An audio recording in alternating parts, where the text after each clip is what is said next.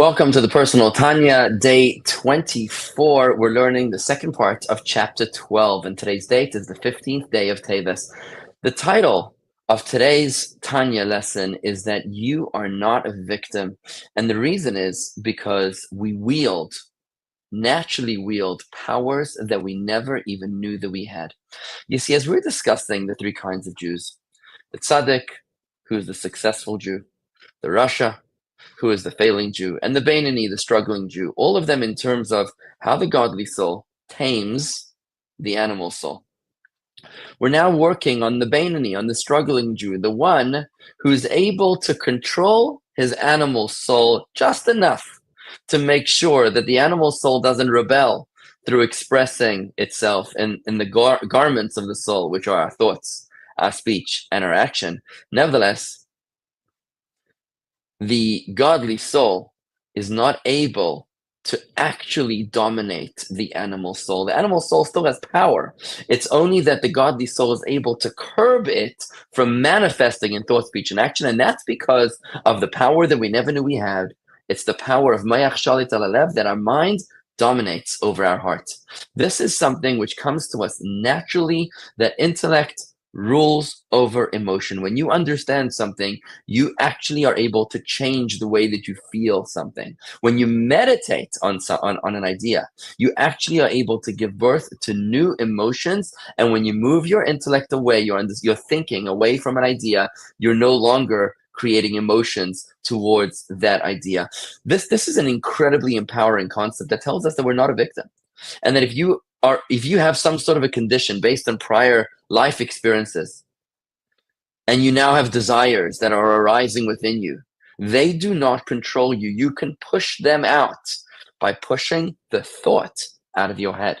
And you can control what you think about, because you can only think about one thought at a time. Think about that. There's only one thing you can think about at the same time. You cannot think about two thoughts at the same time. So if you want to not think about something impulsive, just simply change the CD, think about something else. And when you do that, you will now not be thinking about the original thought. This idea is based on the following concept. You see, thoughts become things.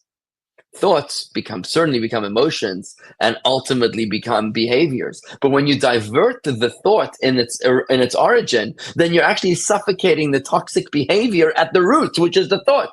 And thus, you are able to control the outcome.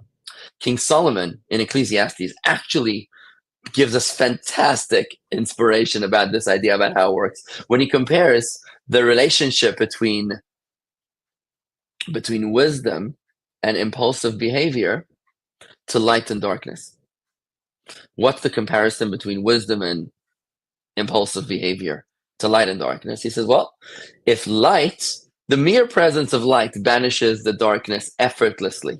There's never a fight between light and dark. It's just the presence of light that dispels the darkness. In exactly the same way, the godly soul, which is cerebral, banishes the animal soul, which is emotive, because truth overwhelms folly by its mere presence, just like light banishes darkness. Remember, we learned this earlier, that the godly soul is cerebral, it's rational, it's rooted in the brain. The animal soul is emotive and instinctive, it's rooted in the right side of the heart, because wisdom controls all urges. Even an urge for lust, for example, is able to be controlled once we understand the power that we never knew that we had, which is the power of thought to control our emotions. Change the thought, change the CD, and then you'll be able to control the subsequent behaviors. The way that I understand this is that once seen, certain truths can never be unseen.